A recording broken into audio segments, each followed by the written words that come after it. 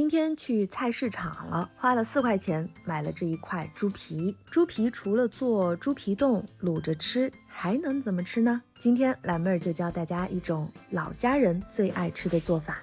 先用刀把猪皮上面多余的肥肉片掉，再刮一刮油脂，刮干净之后用水冲洗干净，把猪皮切成小一点的块状。锅内倒水，放入清洗好的猪皮，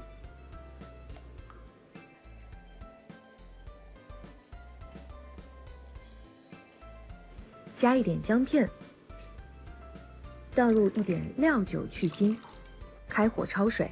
等锅内的水烧沸了，猪皮的颜色变透之后，捞出焯好水的猪皮，拔掉猪皮表面的猪毛，清洗干净，然后切成小块。我们往高压锅内倒水，放入处理好的猪皮，加葱、姜，再加一些盐，盖上锅盖，压制15到20分钟。压制好之后呢，取出猪皮，沥一沥水分，将猪皮摊在晾网上面，放置在太阳下面晾晒变干，一般的话是需要2到3天的时间的。晾晒好的猪皮硬硬的，敲起来有脆脆的声音。油温其实决定了炸出来的猪皮是否能够成功。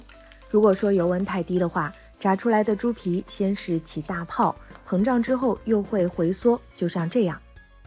而油温太高的话，炸出来的猪皮膨胀的不够大，又会比较硬，就像这样。锅内倒油，等到油温烧热之后，就放入猪皮炸制。那油温烧到手隔空，能够明显感觉到热度，其实就可以了。等猪皮炸到蓬松，就可以出锅了。吃起来脆脆的，而且特别的香。炸好的猪皮呀，还可以搭配菜头、木耳、胡萝卜做3鲜烩猪皮，非常好吃，还可以直接当做小零食吃哦。一起收藏起来，有机会就试一试吧。